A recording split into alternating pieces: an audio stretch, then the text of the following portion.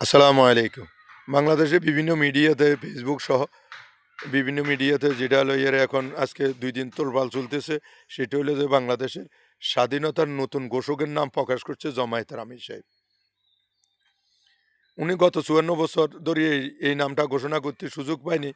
এখন হঠাৎ করে নির্বাচনের আগে নতুন নতুন স্বাধীনতার ঘোষকের নাম ঘোষণা করছে।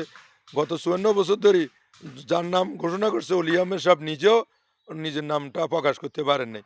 তবে এখন জামায়াতের আমির সাহেব প্রকাশ করে দিলেন। এটার এটার কারণ হলো অনেকে অবাক হয়েছেন, অবাক হওয়ার কিছু নেই।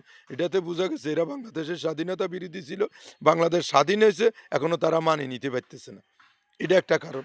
আরেকটা কারণ হলো গত কিছুদিন আগে আমাদের নারী মা বোনদেরকে নিয়ে যে ধরনের একটা আ আ মন্তব্য করছেন জামায়াতের আমির, এটাকে ধাপা-চাপা দেওয়ার জন্য উনি এখন নতুন করে এটা নিয়ে আসছেন।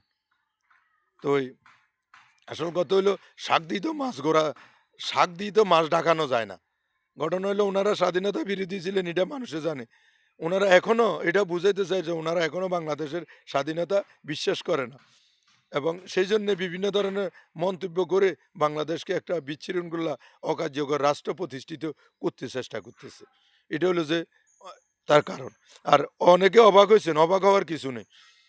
উনি কর্নেল অলি আহমেদ সাহেব তো উনি একজন মুক্তিযোদ্ধা ছিলেন। উনার নাম ভাগ্যবালা বাংলাদেশের মানুষের অলি আহমেদের নাম স্বাধীনতার ঘোষক হিসেবে প্রকাশ করলেন।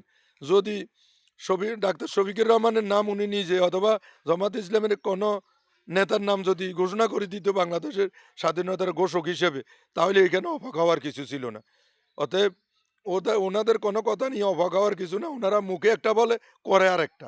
উনাদের কথায় কাজে কোনো মিল নেই। আপনারা উনাদের ইয়েগুলা দেখলেই বুঝতে পারবেন। বক্তৃতাগুলা, বিবৃতিগুলা দেখলেই বুঝতে পারবেন। ধন্যবাদ সবাইকে।